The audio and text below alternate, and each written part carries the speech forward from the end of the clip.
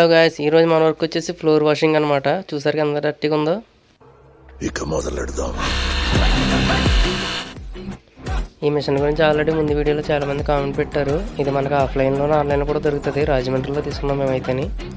Floor చూసారు ఎంత డర్టీగా ఉందో. స్లాబ్ ఇది మొత్తం ఫుల్గా వాష్ చేయడానికి 1 డే పట్టింది మాకు. రూఫ్ టాప్కి ఏమన్నా వాటర్ లీకేజ్ కానీ వాటర్ స్టోర్ అవ్వడం కానీ అలాంటిది ఉంటే ఇలా నాచి పెడితే లేట్ చేయకుండా క్లీన్ చేయించుకుని డ్యామ్ షీల్డ్ కానీ రూఫ్ పోర్టు సంబంధించిన పెయింట్స్ ఉంటాయి అవి కానీ వేయించుకోండి. లేదంటే అవి ఎప్పటికైనా పాడవుతుంది. చూసారా డస్ట్ ఎంత వచ్చిందో అదంతా ఒక 20 బకెట్లైనా వచ్చి ఉంటుంది. అదంతా తీసి పడేసాం. క్లీన్ అయిన తర్వాత అలా ఉంది మొత్తం. 1 డే డ్రై అయిన తర్వాత రూఫ్ సీల్ వేసాం ఒక కోటింగ్. చాలామంది పెట్టగోడలకు వేయరు కానీ ఖచ్చితంగా పెట్టగోడల నుంచి వేసుకోవాలి. ఇలా కోటింగ్ స్ట్రైట్ వేసిన తర్వాత డ్రై ఆరిన తర్వాత నెక్స్ట్ మళ్ళీ కోటింగ్ ఇలా అడ్డం వేసుకోవాలి. సెకండ్ కోట్ వేసినప్పుడు ఎండ అయితే మామూలుగా లేదు. ఈ ఎండ వేడైతే తట్టుకోలేక పక్కనే 2 బొండాలు నేను మా వాడి కోసం తాగేసాం.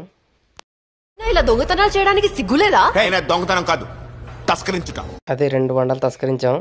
సో మా వర్క్ అయితే కంప్లీట్ అయ్యింది. స్టోర్ అవ్వకపోయినా ఫంగస్ అనేది పడితే ఖచ్చితంగా స్లాబ్ క్లీన్ చేయించుకుంటే చాలా మంచిది. అది ఫైనల్ అవుట్పుట్. మన వర్క్ కనుక మీకు నచ్చినట్లయితే లైక్ చేసి ఫాలో కొట్టండి.